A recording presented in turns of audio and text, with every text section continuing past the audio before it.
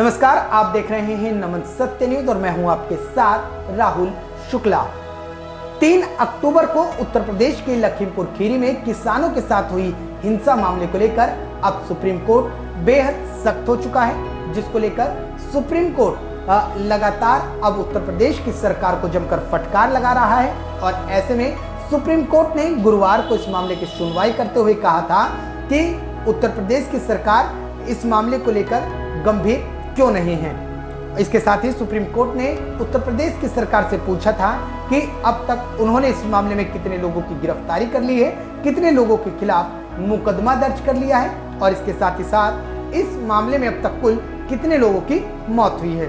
Supreme court ने कहा था कि 1 दिन के भीतर इस हिंसा के मामले की पूरी रिपोर्ट कोर्ट को सौंपी जाए, जिसके बाद शुक्रवार को इस मामले की फिर से सुनवाई हुई, जिसमें मामले की सुनवाई शुरू होते ही सुप्रीम कोर्ट फिर से विफर गई और उन्होंने योगी सरकार पर जमकर फटकार लगानी शुरू कर दी। और इसके साथ ही साथ सुप्रीम कोर्ट ने योगी सरकार से कहा कि आप इस मामले को लेकर गंभीर क्यों नहीं हैं? क्या आप दूसरे मर्डर के केसों में भी इस तरीके का ट्रीटमेंट उनके परिजनों को देते हैं? आखिरकार इस मामले को लेकर ठोस कार्रवाई क्यों नहीं की जा रही है? वहीं दूसरी तरफ आपको यह भी बता दूं कि जिस तरीके से सुप्रीम कोर्ट ने गुरुवार को जब उत्तर प्रदेश सरकार को फटकार लगाई थी और इसके साथ ही साथ यूपी पुलिस को भी जमकर फटकार लगाई थी, जिसके बाद यूपी पुलिस बेहद सतर्क हो गई थी, जिसके चलते उन्होंने गुरुवार शाम को ही केंद्रीय गृह राज्य मंत्री यानी कि अजय मिश्रा के बेटे आशीष मिश्रा, जो इस पूरे मामले में मुख्य आरोपी बताए जा रहे हैं, उनके घर पर एक नोटिस चस्पा कर दिया था और उनको जांच में शामिल होने की चेतावनी दी थी और कहा था कि वो जल्द से जल्द जांच में शामिल हो जाएं। बहरहाल अब शुक्रवार को सुप्रीम कोर्ट ने इस मामले में सुनवाई की है और ऐसे में एक बार फिर योगी सरकार को जमकर फटकारा है। फिलहाल इस मामले में सुप्रीम कोर्ट ने उत्तर प्रदेश के डीजीपी को सख्त आदेश दिए हैं और कहा है कि पूरे इस हिंसा के मामले में किसी भी तरीके की किसी भी चीज के साथ छेड़छाड़ नहीं होनी चाहिए, गवाह या सबूत किसी तरीके से नष्ट नहीं होने चाहिए। इसके साथ ही साथ आपको ये भी बता दूं कि फिलहाल जो इस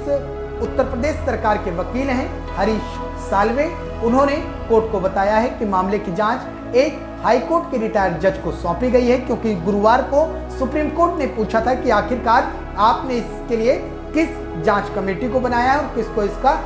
जो जांच सौंप रहे हैं। तो ऐसे में हरीश साल्वे ने कोर्ट में बताया कि एक रिटायर्ड जज इस मामले की जांच करेंगे। बहरहाल सुप्रीम कोर्ट लगातार लखीमपुर खीरी हिंसा के मामले को लेकर अब बेहद सख्त तेवर दिखा रहा है और ऐसे में योगी सरकार को भी जमकर फटकार लग रही है। अब देखना यह होगा कि आखिरकार, क्योंकि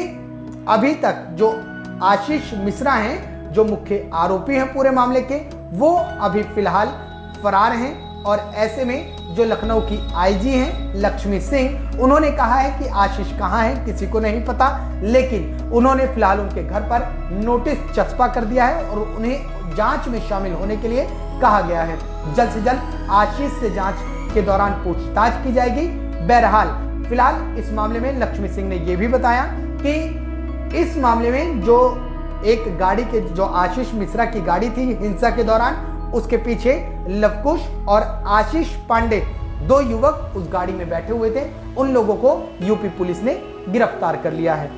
फिलहाल अब सुप्रीम कोर्ट इस मामले को लेकर फिर से कह रहा हूं कि सख्त हो चुका है और लगातार